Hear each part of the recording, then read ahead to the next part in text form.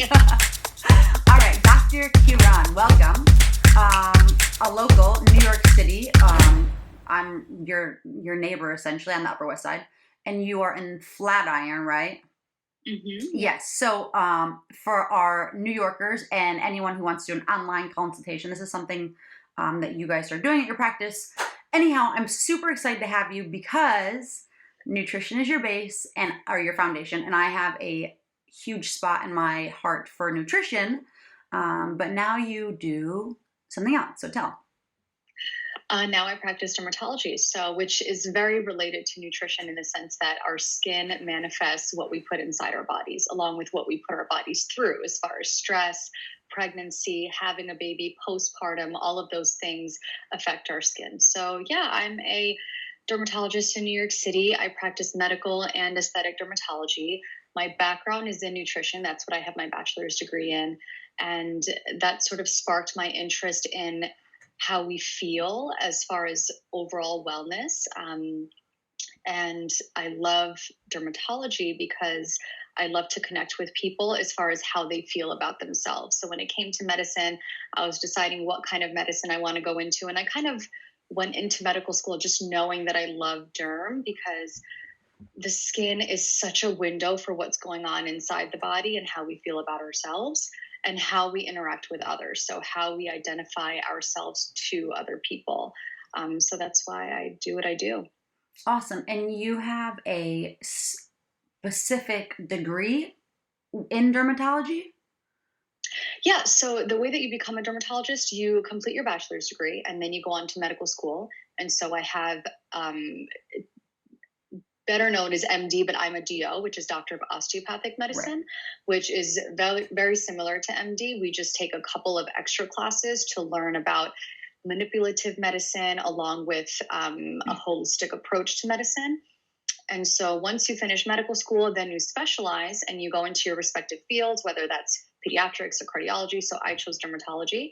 And then you do 4 years of what we call residency in your designated field. So I did 4 years of hands-on training in dermatology. I did that through Western University in Southern California. And that's when you really learn skin, because in medical school, you learn like 2 weeks of skin, right, in your textbooks. But in residency, those 4 years, that's when you're seeing patients every day with faculty members, hands-on, learning in real time, in real life, what the skin entails. And by the time you're done, you can look at something in 1 second, diagnose it, or sometimes it's more complicated and you need to do further testing. But yeah, you kind of hit the ground running once you finish residency. It blows my mind because obviously you are a very, like, you know everything about skin, because when I look at you and I'm like, she looks so young. You're just like, woo. And so you clearly know what you're talking about. I must be a good dermatologist. No, I'm just kidding. You're a walking billboard for yourself. Yeah, it's just, I've always had an interest in skincare. I actually started in college. I worked part-time at Sephora as like a cosmetic consultant, and I would play with the makeup. I did some freelance makeup work, and then I really got into skincare. I would see all the products in the store and look at the ingredients, and that's when I started becoming familiar with like salicylic acid and glycolic acid and retinols and what they do, and I just found it so fascinating. And I remember I had a friend that was a chemist or majoring in chemistry at the time. We were still in college. And she was like, one day I'm going to make a skincare line and you're going to be the face of it. And that was like our thing. And it's amazing because we're both doing what we love. So That's amazing. Really it's incredible. It's so cool to see through. So on that note then, what I'm horrible personally when it comes to skin stuff, because I'm like, well, I'd rather work out, or I don't know. Like, I drink enough water. I'm okay. Even though clearly that's not the answer. What's up with this thing that I hear that to use foundation because it's good for you, obviously, especially if it has SPF. But what if you just use a face lotion with SPF? Is foundation actually good for you, or it depends what's in it, or what's the general rule on that? I don't think foundation is necessarily good or bad for your skin. Firstly, I'll say you have great skin, so you're doing all the right things. A lot of skin is genetics, so genetically you're predispositioned to have a certain type of skin, and some people need to do a little bit more to get to where they want to be, and some people don't need to do as much. And but everybody can have great skin. It's just a matter of learning what works for you, right, based on your genetics and your environment and lifestyle. So I'll say that. But when it comes to foundation, it's not necessarily good or bad for your skin as long as you're making sure to remove it at the end of the night. So as long as you are using the appropriate facial cleanser, whether that's micellar water and then a cleanser, or double cleansing, or using like a cleansing oil, as long as you're making sure to get all the makeup off before you go to sleep so that it doesn't clog your pores. That's the key thing. And with clogging pores, how often would you recommend doing? Because I don't know about, I'm assuming LA, Florida, like big cities, especially in New York, I feel like people are always doing the latest and greatest. I have my weekly facial, or I have my this, that. What's healthy? What's kind of generally, I guess, a rule of thumb of what's okay for how often or frequently should these types of things be done? That's a really good question. So by things, are you referring to facials? Yeah. Yeah. So facials are great. I like them.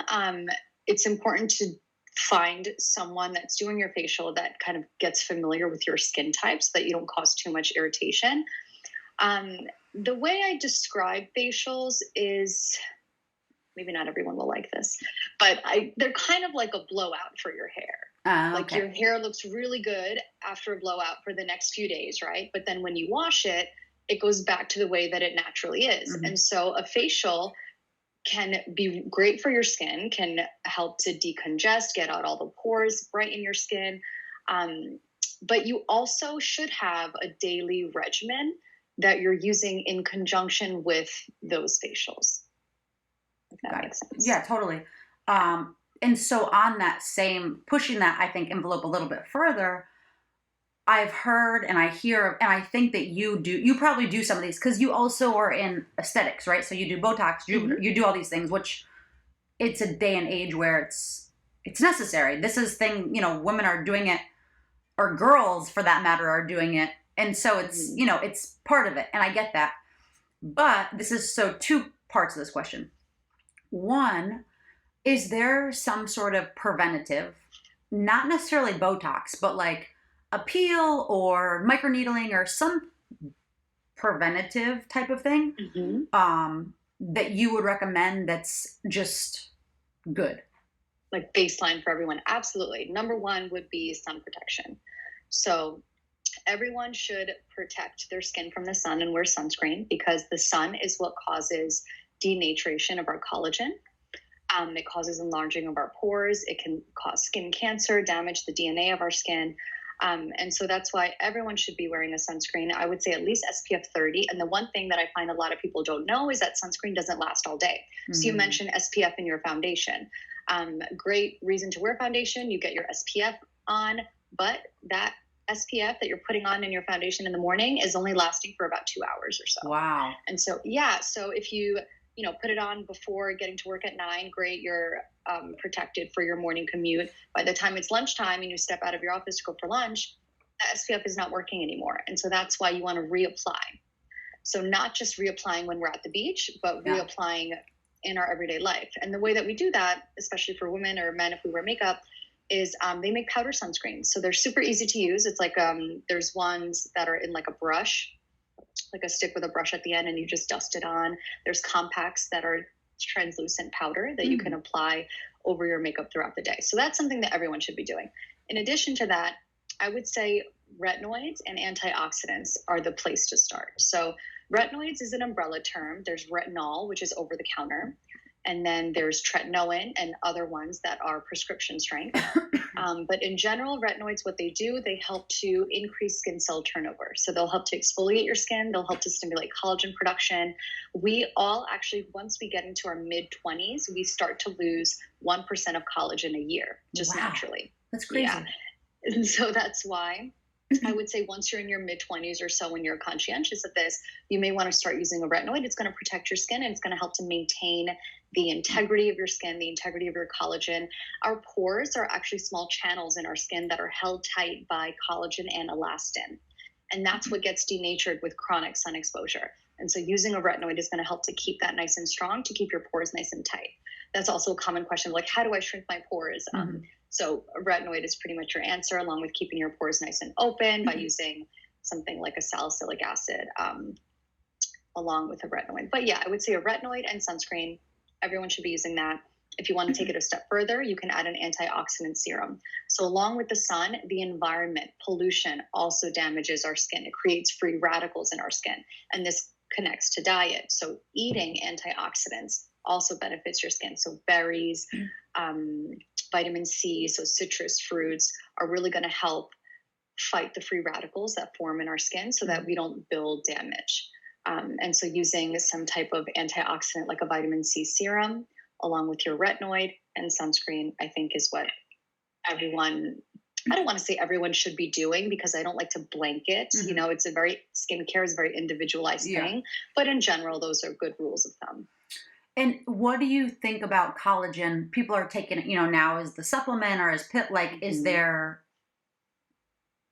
So they've actually done studies and the evidence is on either side. So some studies show that it works, some studies show that it doesn't work. So pretty much the jury is still out when it comes to these collagen powders. My suggestion would be is, you know, try it if you want to, see if it makes a difference for you. But I wouldn't necessarily break my bank for it. I think there's other treatments and products that you can use that are tried and true and proven to work that, you know, depending on your budget, you may want to invest more time and effort into. But it's fun to try these things as long as it's not harmful for you, as long as you're doing it in moderation. And so if you want to try it and see if it works, sure. But I wouldn't, you know, hang my hat on it necessarily. The jury's still out when it comes to evidence for that. And with, so everything that you mentioned, it seems like they're, you know, they're kind of like the baseline. Like these are the thing, like the basic markers. You want to have healthy skin. You want to take care of your skin. These are the few things that you can do. But what about on top of that? Like, you know, because I know a lot of some guys, but mostly, you know, females who say, oh, I got to get this peel and I do this and I do like all these things. Yeah. And I've heard of a lot, like I just hear of microneedling with collagen. I hear of this chemical peel. I hear I hear of so many things. Is it just dependent on their skin or what their goal is? Like they want to get rid of, you know, some spot or. Yeah, that's exactly what it is. So I recommend everyone, like for people to, if they're interested in these kinds of things, to have an evaluation with a dermatologist, someone that you trust that will be able to evaluate your skin, talk to you about your goals, what concerns you the most. Like some people, they're like, I just hate this one line, you know, where some people are like, my jowls really bother me. So, and skincare is very personal, you know, nobody can tell you what you should or should not look like. And so I think it would be beneficial to get evaluated by a dermatologist that can discuss with you what your concerns are and come up with a plan for you. And that plan should be things that you're doing every day and things that you're doing throughout the months or years. So things like, depending on what your concerns are, if you have acne, if you have a lot of congestion, a chemical peel or periodic chemical peels might be good for you to help unblock your pores, along with using a retinoid in your weekly regimen, right? Lasers can work really well for acne too. So can microneedling works really well for acne scars, along with some lasers that can work for acne scars. So the conversation that I have with my patients is in depth. We do an hour-long appointment where we talk about their concerns and all of their treatment options. Budget goes into it because there's varying price points of all of these things, along with lifestyle. Some people say, you know, I'd love to do the laser that you're talking about, but I don't have 5 days to, you know, have recovery time. You know, what's something that I can just go back to work the next day? And we have those treatment options too. So it all depends. I think talking to someone that you trust, number one, because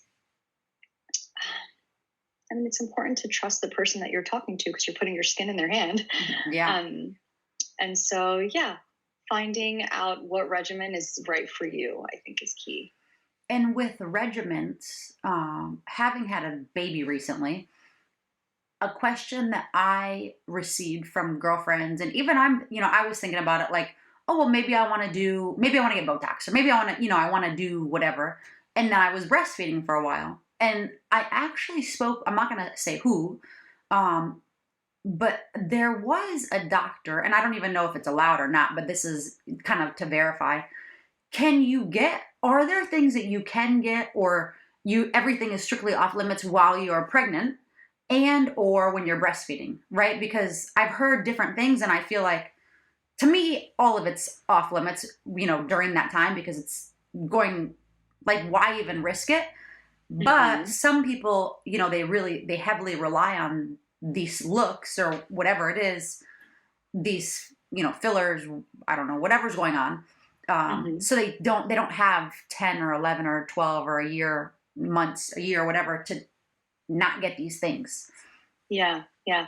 So I think first considering that for some people, for everyone, I mean, the way that we look is really important to us, And so you want to always look and feel like yourself, especially during a transition time when you've developed this whole new identity, like becoming a mom, right? And all your effort and love and energy is now going into another human being. I'm sure you can speak to this, how you completely change, right? Mm-hmm. And so you want to hold on to some part of yourself. So, and I totally understand that. That being said, as you mentioned, why risk it, right? So there's a lot of things that are kind of in the gray zone, but when it comes to pregnancy and breastfeeding, I think most dermatologists agree that we err on the side of caution. So there are certain things that have been clinically shown to be safe in pregnancy and certain things that are not safe. And then certain things that we don't know because we haven't tried it, Right. because we don't want to take that risk, right? So things that are not safe in pregnancy is things like Botox. I don't do Botox or filler injections in someone that's pregnant. Lasers, you might think like, well, what does a laser have to do with pregnancy? But we just, again, because it hasn't been studied, we are on the side of caution. Mm-hmm.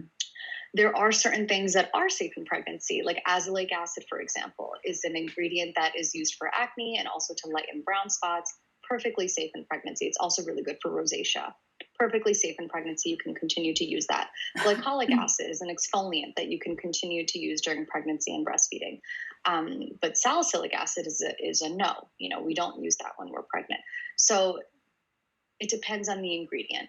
And what I do for my patients, once they tell me that they're planning, to trying to start having a baby, or once they're pregnant or if they're breastfeeding, we fine tune their routine to find what would work for them, what would be safe for them to use, what they're comfortable using, and then what we should kind of hold off on until they're done breastfeeding. Right. So that's kind of how I approach it. Yeah, no, it's interesting to hear, and especially now with social media, and you see these girls who just they bounce back and they're breastfeeding, and then you see they still, like, their lips, like, as soon as they're have the baby, you see that they get their lips done, and you're just like okay, whatever. Yeah. Like, it's very interesting because people put themselves out there to be judged essentially when they go on social media.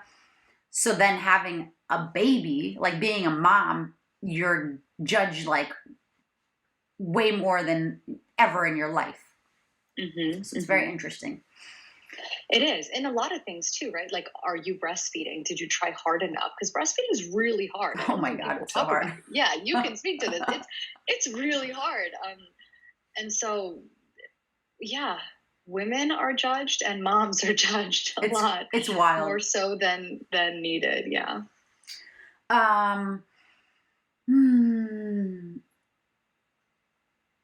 Are there any specific supplements that you'd suggest? I mean, we talked about collagen, but anything else that you'd say, like, you hear like fish oil or I don't know, biotin, or, are there anything that you'd suggest that's good, and how do you know about the quality of it?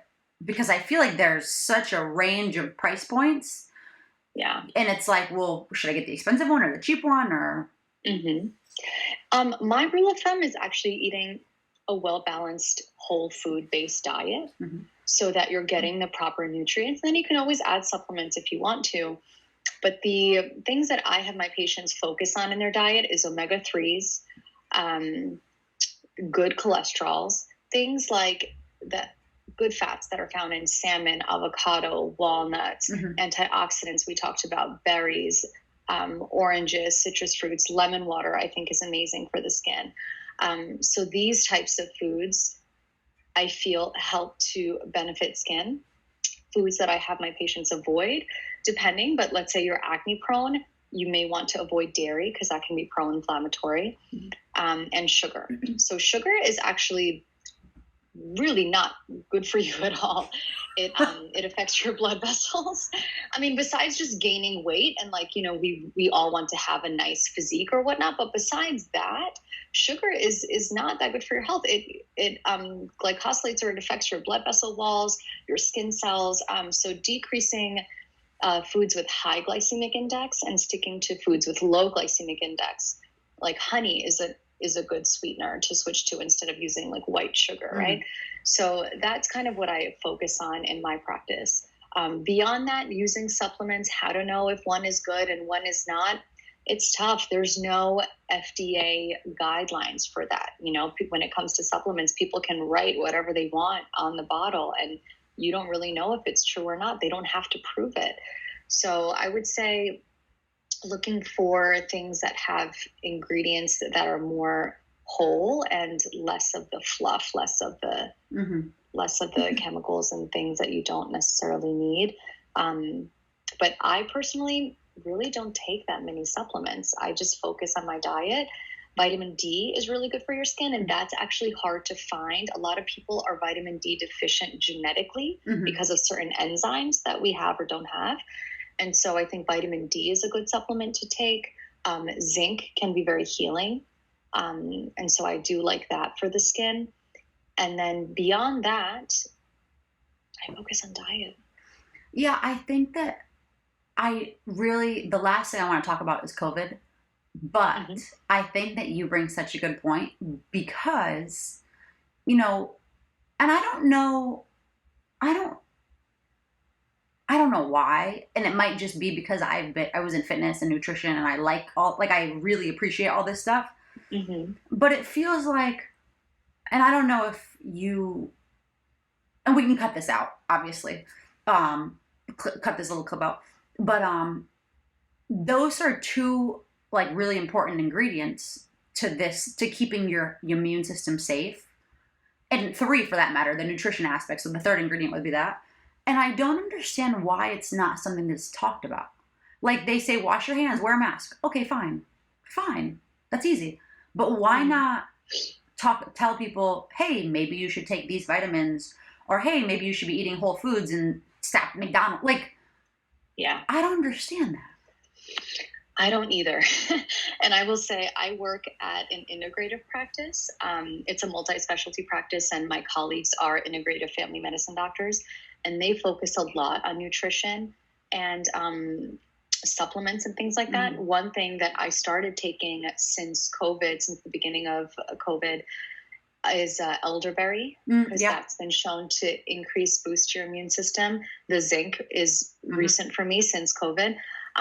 So I agree with you. I don't know why we don't focus on it. I think it's because, this is sad to say, but Americans, it's like beating a dead horse. Like our diets as a country are so bad. Terrible. With processed foods and fast foods. And I think it's what they push out due to public policy and money. Like they're the sponsors. They back all these things. So I guess that's what it is. But it's like the other day we drove past, I think it was Burger King. I don't know, one of those places, and it was like 14 chicken nuggets, $1.49. And my husband and I were like, nothing about that's chicken. Like, yeah. And why is that cheaper than a salad? Like, why is a salad $15 and you can get 20 chicken nuggets for $1.49? I don't get it. I don't either. But unfortunately, I think it's because of money. Okay.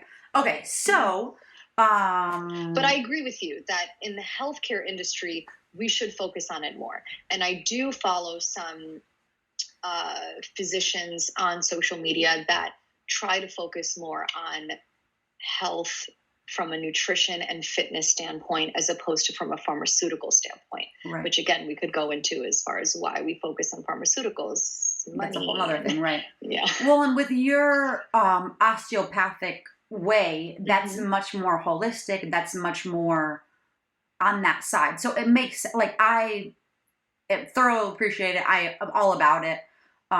So that's why I think that's why I was so curious to hear what your thoughts and take on this whole thing was, because yes, there are other things that we can do, but I feel like those are also easy. It's hard for people to make new habits and, be healthy. It's easier just to say, oh, wash your hands and wear a mask and stand 6 feet away. But to really heal yourself from within, that would be, to me, the answer, or part of it. Absolutely.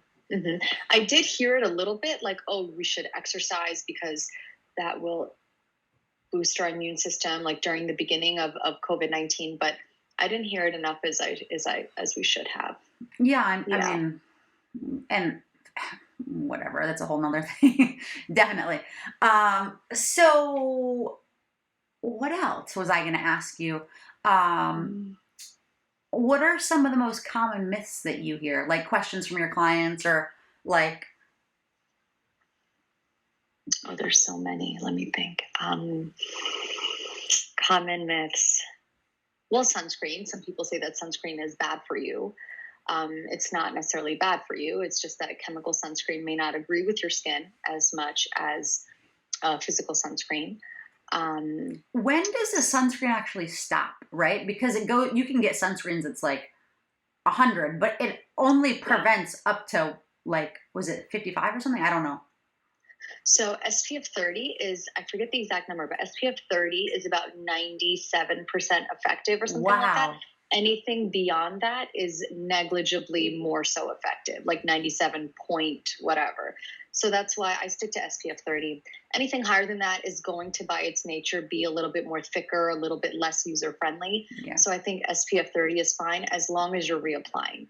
Cool. And the way that you actually apply SPF is you need a quarter-sized amount per a certain body area. So you should apply a layer and then kind of wait a few minutes for it to dry and then apply a second layer for it to truly be effective. That's why I also stress to my patients to wear things like long sleeve, like UV protective clothing, a hat, sit in the shade, things like that. Take an umbrella with you to the beach, because sunscreen is just that, right? It's just a screen. It can only do so much. Right. So yeah, think of other myths. I do these myth busters. Like, I try to do it once a week. Well, I really like totally your, the one that you talked about with gray hair. You want to touch on that one a little? Yeah, sure. So a couple myths about gray hair. Some people say that when you pull it out, 7 more will grow in its place. So that's not true, actually. And gray hair is actually not necessarily associated with old age, or that's not the only cause. The reason why gray hair happens is because the melanocytes are cells that are located at the base of our hair follicle, and they're the ones that create melanin, which gives our hair pigment.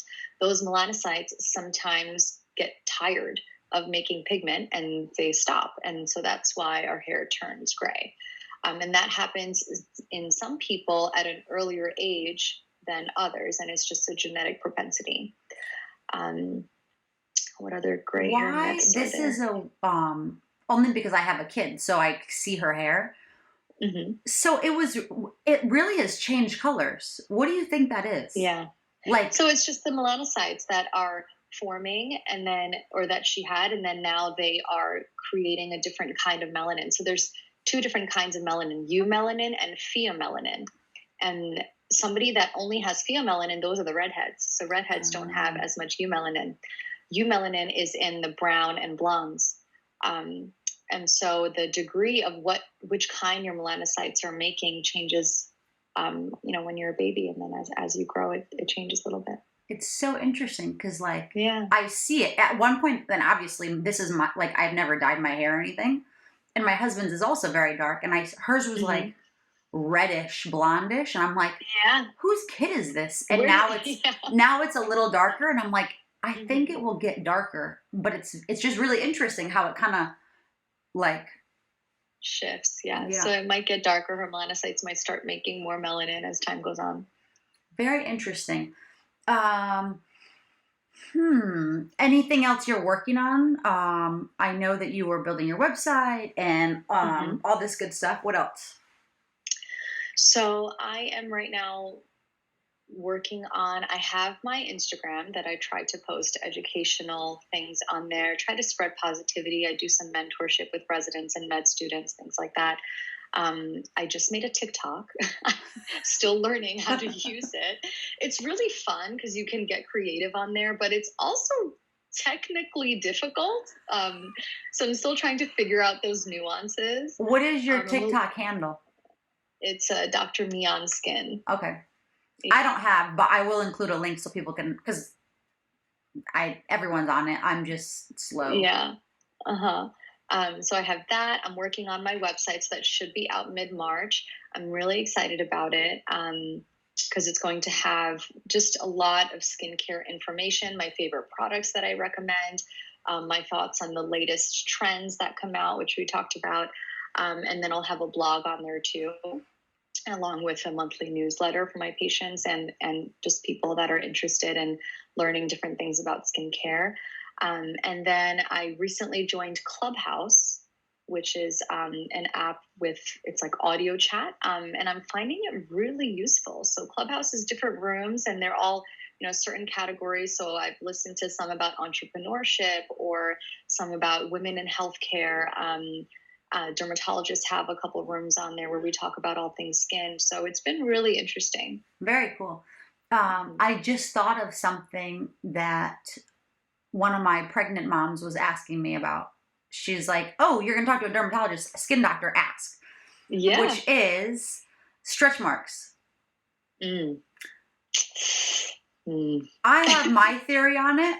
I'm not the Mhm. professional. Um, Mhm. but I think a lot of it's genetics. And I also think that it just is what it is. Like I said, well, Mhm. they're kind of your battle wounds, just own them. But are there things, or, like, because when women are pregnant, they're slathering on every other lotion, or, Yeah. I think also different countries have different traditions. One woman Mhm. who's from France was saying that they wrap, they do the oil and then they wrap it in saran wrap and it just Uh-huh. keeps it and it doesn't get all over Mhm. everything. So, Mhm. thoughts? Um, stretch marks are, yes, you have a genetic propensity to have them or to develop them. They obviously happen because the skin is getting stretched in in a short period of time, right? And you can even get stretch marks. Kids can get them when they go through a growth spurt, right? Or you can get them when you lose weight. So when skin shrinks, you can get stretch marks. It's simply the collagen underneath that's getting stretched and pulled in a manner that's quicker. So to prevent them, it's tough. I would say that there's no magical cream that you should spend all your money to buy. Keeping your skin hydrated will help. And so you want to start early. I would say as soon as you find out you're pregnant, that's when you want to start just massaging a moisturizer into your skin, something with ceramide, something with natural moisturizing factor. Like I love CeraVe or Eucerin. You can use vitamin E. Some people like coconut oil, things like that. I think all of those things are fine as long as you're doing it in a consistent way and keeping the skin hydrated, keeping the skin's integrity nice and strong. Then once you have them, to treat them, we are still working on it in terms of innovation. So I would say the two ingredients that have been clinically shown to help stretch marks is retinoids, as well as something called, and I'm going to say it wrong, but it's Citinella asiatica. So the second word is asiatica. So it's like Centinella asiatica. That's an ingredient that's combined with retinoids in certain creams that has been shown to help. There's a newer technology called microneedling with radiofrequency. That's actually been shown to improve stretch marks as well.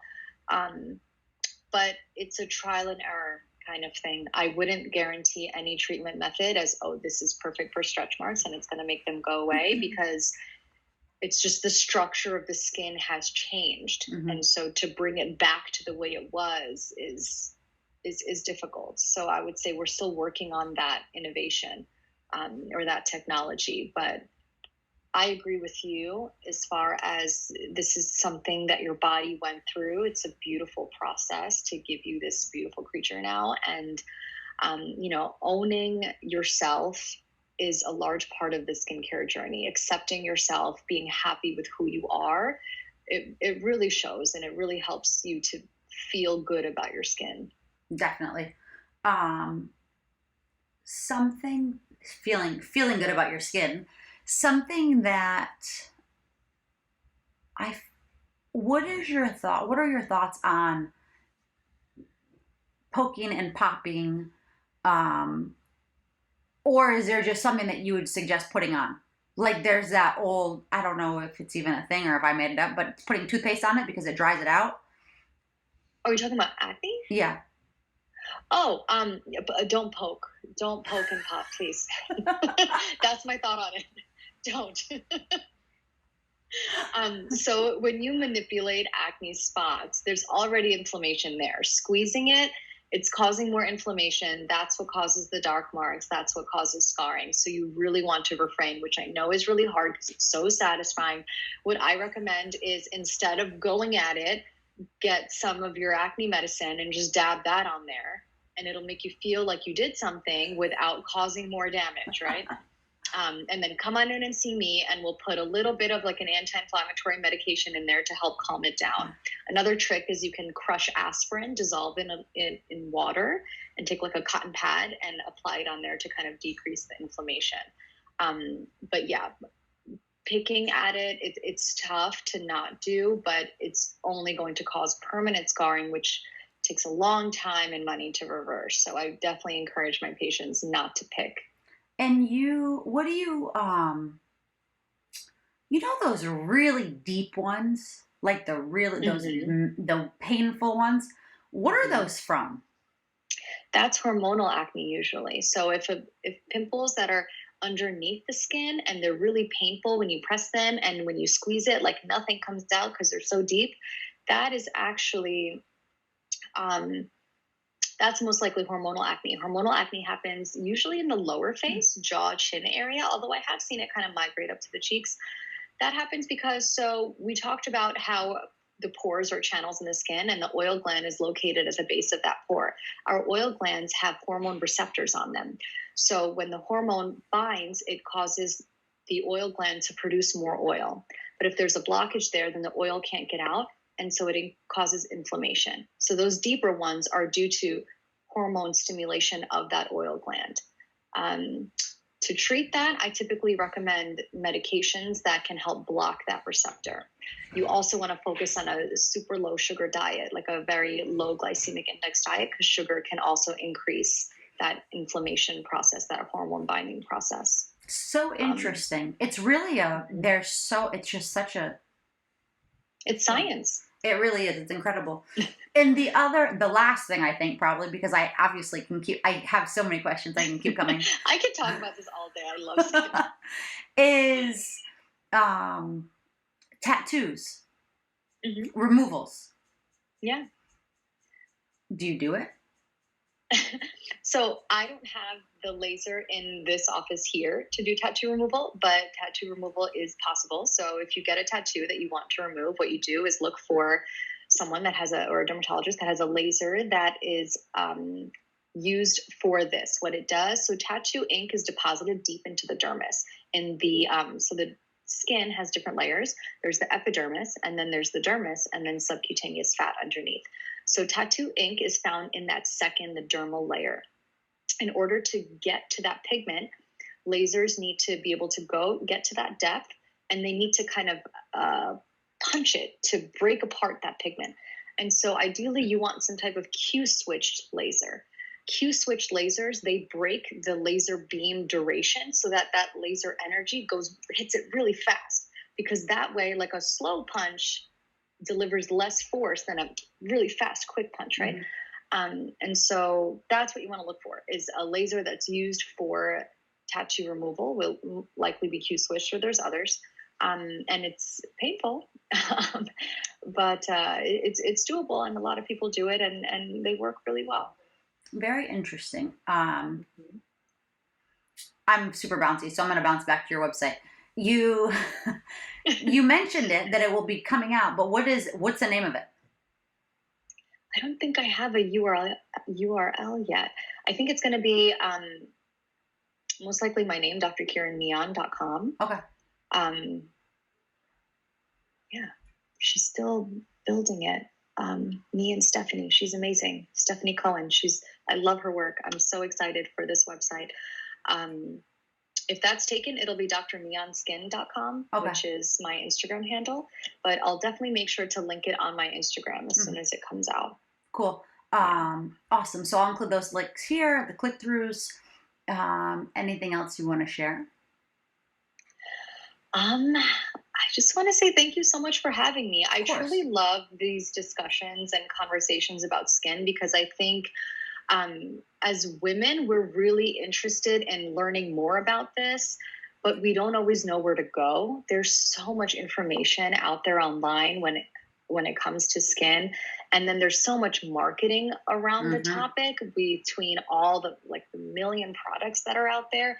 And so I think it's important to find sort of a home, your skin home, a place where you go to get your questions answered and to understand, own the philosophy of I don't have to try everything. I don't have to have a 20-step skincare routine, really going back to the basics, simplifying things, finding what works for you is half of it. And then the other half is owning yourself, being happy with yourself.